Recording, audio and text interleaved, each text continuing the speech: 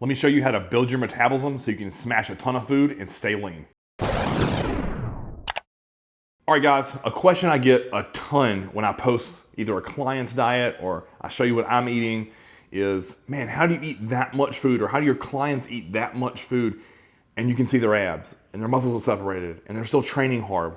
Because there's this huge fallacy in the fitness world that in order to be lean, or what most people would consider lean, or probably what I would say is like beach ready, or you look good without a shirt on, is probably about 6 to 10 weeks out from a bodybuilding show, depending on who you are. So let's start here. Step one with achieving a fast metabolism. And that to me is you have to get really lean. So all of my guys and girls that you see that are smashing food and lean, it all starts by dieting phase for them. Because 9 out of 10, most people are gonna come to me for a show, or they just wanna get some body fat off, or they just came off of a show prep and they wanna grow like a weed. So step one to me is always getting all the fat off.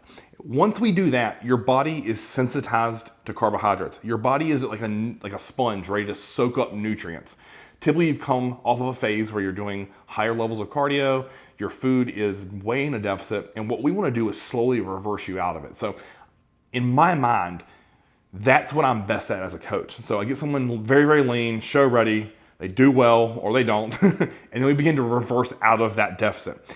I've really found a good mix of adding food, pulling cardio back, and then strategically placing cheat meals or free meals, however you want to look at that, and keeping them growing but lean at the same time. So let's say, for example, because I want to get hard with some numbers here. So let's say I have a guy and he's eating 350 grams of protein, he's on 80 grams of carbs, and he's on 50 grams of fat to get his body fat super low.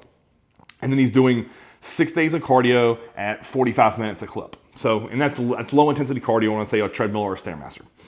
So to reverse out of that, most people think, oh, well, I gotta grow like a weed. I need to bring up my back, my chest, my arms. I need to smash food. Well, sadly, the bad thing is your body is very receptive to nutrients there to accumulate muscle tissue, but it's also very sensitive to fat accumulation. So what we don't want to do is just what I call the kitchen sink approach, right? It's where you're like, you know what, I'm gonna eat exactly like Jay Cutler did in his all season. And in that moment, you can smash food, and you may get away with 1 or 2 weeks of doing that. But the bad thing with that is you begin to start picking up body fat at a faster rate than you're gaining muscle. And then that's gonna be a losing scenario for you, because what's gonna happen is eventually your appetite is gonna fail, and you're gonna be fat. You may have some new muscle tissue, but you're gonna be fat, and you're gonna be very unsatisfied. You're like, man, I was just peeled. So what I like to do is strategically begin adding carbohydrates on your training day. So using the example that I gave you, if to get lean, you needed 80 grams of carbs. So if you look at that, let's say it's gonna be 40 before your workout, 20 during, and then 20 after, that's 80 grams of carbs. So what I would do is I would bump up those 2 meals before and after training, and then increase the intra week 1. Okay, that's on training days. So I'd probably take those numbers to probably 75 before, 40 during, and 75 after. So if you look at the grand scheme of life, that's still a touch under 200 grams of carbs. Now, on your off days, I like to keep fat on the higher end while carbs are on the lower end. So on your off days, I would bump your fat up to say 70 grams of fat, still keeping your carbs very, very low, because I want to keep you insulin sensitive as long as possible. And then for your cardio, say you were doing the 6 days a week at 45 minutes, I'd probably drop you back to 5 days a week at 30 minutes for week 1. Then we would assess how your body does. So 9 times out of 10, most of my guys are gonna come back to me at the same weight or maybe even lower. So that's because our metabolism is cranking and working really, really hard. So that means we're in a favorable position to add food and decrease cardio again. So I'm gonna keep bumping that food up as we go. So in 5, 6, 7, 8 weeks, we have their carbs as high as 600, 700, 800 grams.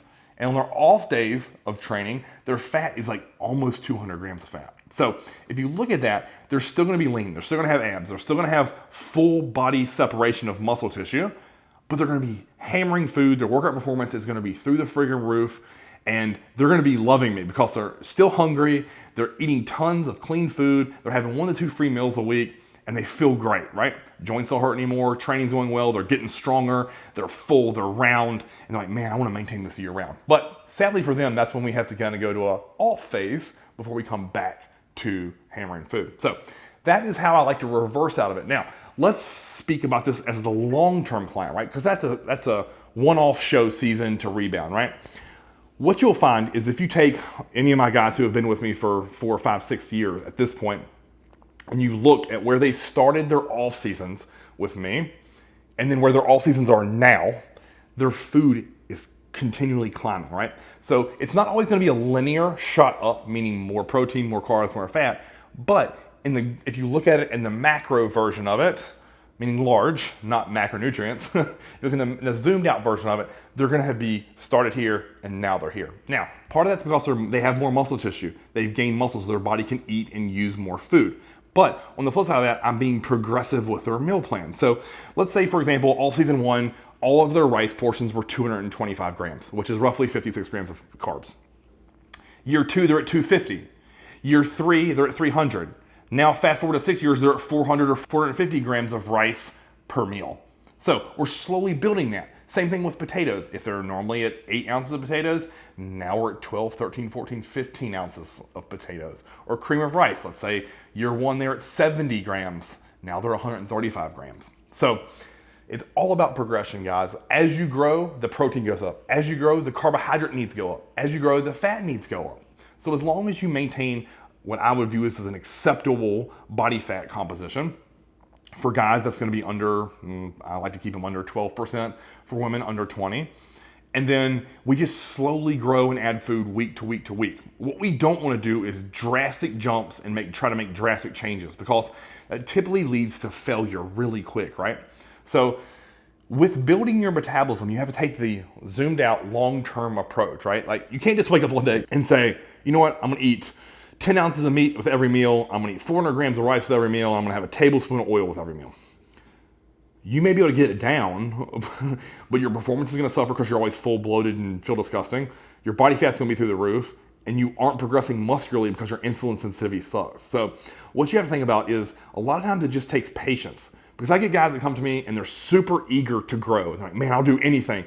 Give me all the supplements, give me all the food, give me all the hard training techniques. I'm like, hey, let's just pump the brakes a little bit. Like, let's take where you are now, let's get all the fat off, slowly build your food up, get you growing, get you insulin sensitive, and you will find that you'll be in a such better spot if you give me those initial 12 weeks of just priming your body for growth. And then we just simply repeat that process over and over again. Once we reach the peak of your off season, meaning it's time to diet down for a show, or your digestion begins to fail, meaning you aren't hungry anymore, you aren't gaining muscle tissue, your performance in the gym sucks, that's when you need to pull back the food. So it's always like a seesaw or peaks and valleys, so to speak. And then we just reverse that process. And then we get all the fat off, and then we slowly build your food back. And we get all the fat off, and we build your food back. So that's how I like to do all of my metabolism building with my clients. And if you guys can, again, take that long-term approach, slow and steady always wins with this. Very, very few, I'm talking very few, and they're really genetic elite who can grow super fast, super quick, and keep body fat low. So if you like this video, guys, like, share, and subscribe. Put these techniques into place. And unfortunately, this is not going to work for you next week, but it could work for you a decade from now, and you can thank me like, man, I'm 100 pounds heavier on the scale, and this is because I followed this video. Until next time, Chris on TV.